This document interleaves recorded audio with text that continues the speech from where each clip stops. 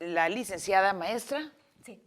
Sanae, que está buscando la dirección o la titularidad de la Comisión Estatal de los Derechos Humanos. Hinojosa, Sanae Hinojosa. Bienvenida. ¿Por qué buscas ser presidenta de la Comisión Estatal de los Derechos Humanos?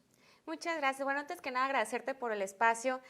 Siempre se agradece, ¿no? la oportunidad de compartir con la sociedad, sobre todo pues porque soy un perfil ciudadano, ¿no? Eso me interesa destacarlo. Yo quisiera presidir la Comisión Estatal de los Derechos Humanos porque llevo muchísimos años en el área, ¿no? Llevo más de 15 años analizando los temas de derechos humanos. Primero fue a partir de su aproximación con el activismo, ¿no? Yo formé parte de Amnistía Internacional durante bastante tiempo. De hecho fui representante del Estado de esta organización. Posteriormente fui vocal del Comité Directivo Nacional. Luego empecé a crecer, ¿no? En ese sentido, y fui 2 veces delegada para la reunión del Consejo Internacional para esta organización. La primera cuando fue en Países Bajos y 2 años después cuando fue en Berlín. Y bueno, una vez que tuve ese acercamiento, que consistía, ¿verdad? Qué interesante el trabajo en este sentido, porque consistía desde estar en el terreno acompañando a víctimas, ¿no? Que querían elevar sus casos a instancias internacionales, hasta lo que es la interlocución con gobierno, por ejemplo, hacer presión por parte de la sociedad civil para modificar normativa estatal, nacional, etcétera. Entonces, bueno, por ahí empecé, ¿no? A apasionarme mucho por los derechos humanos. Y bueno, más adelante también he estado en función pública, ¿no? De hecho, actualmente soy titular de la Unidad de Igualdad de Género del Poder Judicial del Estado. Y desde que egresé también doy clases, ¿no? De la materia de derechos humanos. 12 años, según entiendo, dando Sí, clases, ¿ya? En efecto. Y la materia de derechos humanos. Exactamente. Esto la obliga como docente pues a estar actualizándose en materia de derechos humanos. Exactamente. ¿Qué estado guarda la protección de los derechos humanos en nuestro país y de manera específica en Sonora? Ok, muy bien.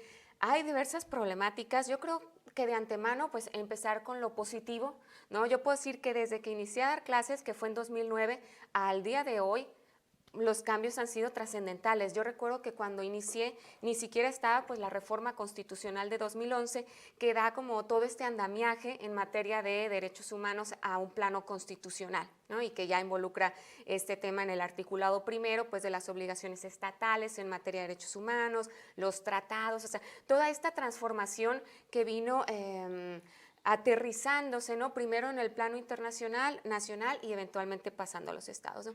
Eso por un lado como algo positivo, ¿no? O sea, yo creo que al día de hoy hay muchísimas más herramientas para defender nuestros derechos humanos que antes, ¿no? O sea, que hace algunos años.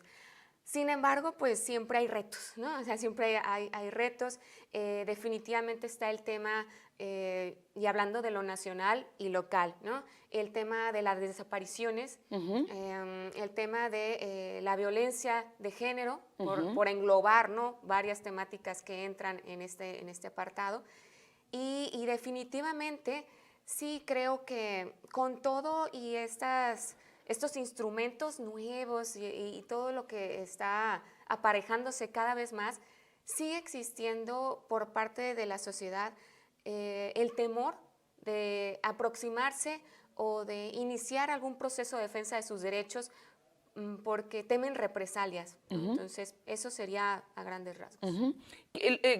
Los más señalados o la entidad, o no sé si sea por, ahora sí que por roles, más señalados en cuanto a violatorios de derechos humanos, ¿quiénes son? ¿Algún poder? ¿Alguna corporación? Sí. Gracias. Y te agradezco tu pregunta porque había pasado de lado un punto muy importante, que es el tema de la salud, ¿no? En lo general, y esto sucede tanto a nivel nacional como local, las instancias encargadas de la atención a la salud pues siempre son señaladas, sobre todo porque las personas, vaya, eso les toca en su integridad misma, ¿no? De, por ejemplo, una negación de un medicamento o la atención tardía, y esto pues se agrava con pandemia, ¿no? Con todo esto pues vuelve la situación un poquito más compleja. También las instancias de seguridad, ¿no? Todo lo que tiene que ver con seguridad pública y esto, que habrá que señalar que si bien es un reflejo el hecho de que haya muchas quejas de estas instituciones, también habrá que tomar en consideración esas quejas que no llegan. O sea, hay muchos temas que Porque sí son no hay graves. una cultura de denuncia. Exactamente. Y no hay una cultura de denuncia porque se vuelve todo esto un círculo vicioso, donde denuncias y no pasa nada. Donde la Exacto. impunidad sigue siendo la reina o lo que propicia tanta inseguridad en este país. Sí has dado en el clavo, ¿verdad? Porque el problema es que la comisión se ha visto así. Y no es que no haya trabajo detrás ni nada, pero si le preguntamos a la gente en lo general, ¿no? Así en calle, etcétera, oye, ¿qué opinas de las entidades como las comisiones estatales de derechos humanos? Van a decir esto que señalas, no, ¿para qué no sirve o no más recomiendan, etcétera? Entonces sí se tiene que empoderar esta entidad.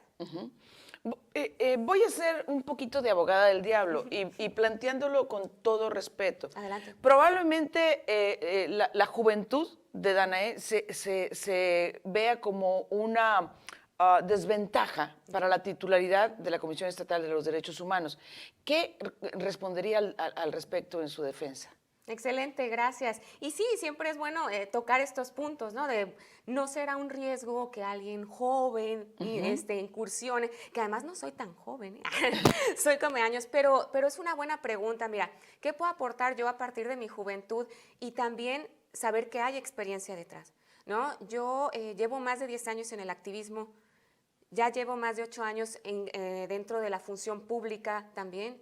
He dado toda mi vida profesional clases, ¿no? Actualmente estoy dando clases en el TEC de Monterrey de la materia de derechos humanos y lo que sí puedo aportar es justo esa mirada de todas partes en relación a los derechos humanos, ¿no? O sea, yo estuve en el terreno, he estado con las víctimas, pero también tengo una visión, digamos, institucional, gubernamental, de decir cómo funciona, ¿no? El aparato de gobierno, cómo se puede hacer interlocución, ¿no? Y finalmente el apartado académico, porque esto al final tiene un toque técnico también, ¿no? O sea, cómo vamos a analizar de dónde surgen las violaciones de derechos humanos, etcétera. Al final lo que las personas quieren, o queremos finalmente, es poder acudir a una institución y que nos resuelvan el problema que traemos. Claro. Y yo considero que tengo la visión para ello, porque he estado en todas las partes del terreno que involucran los derechos humanos. Voy a tratar de frasear una idea y planteada, insisto, con mucho respeto. Adelante. Cuando Danae consideró la posibilidad de concursar, de meterse en esta contienda por la Comisión Estatal de los Derechos Humanos, ¿no pasó por su mente la idea de cambiar de aspecto? Porque rompe con el estereotipo. Sí, rompe con el estereotipo al que estamos acostumbradas, que bueno, el tinte del pelo, la vestimenta puede sugerir la idea de poca seriedad y poca preparación. Lo estoy planteando con todo respeto, insisto, y con toda la apertura, porque creo que algunas personas del auditorio se estarán haciendo esa pregunta. Claro que Que sí. no es mi caso, ¿eh? No estoy casada con los estereotipos, pero me parece que una gran mayoría sí lo estaría pensando. Sí, ¿por qué no, verdad? Al final de cuentas encasillamos a las personas, ¿no? Una persona que se muestra de una forma, pues tal vez tiene tales conductas, etcétera. A mí la verdad me gusta desafiar los estereotipos, ¿no? Y, por ejemplo, cuando yo empecé a dar clases, que además muy joven, ¿no? Yo acababa de egresar de la carrera y la primera vez que di clases de derechos humanos egresando era un grupo de adultos. Entonces, suma eso, ¿no? La idea de, oye, alguien que va saliendo, ¿qué me va a decir a mí? ¿No? Que yo tengo años de vida, etcétera, etcétera. Entonces, definitivamente la primera impresión sí era de mucha, digamos, de dudas, ¿no? Así como, ¿y aquí qué va a pasar? Pero a los pocos minutos yo lograba demostrarles que tenía dominio de mi tema, ¿no?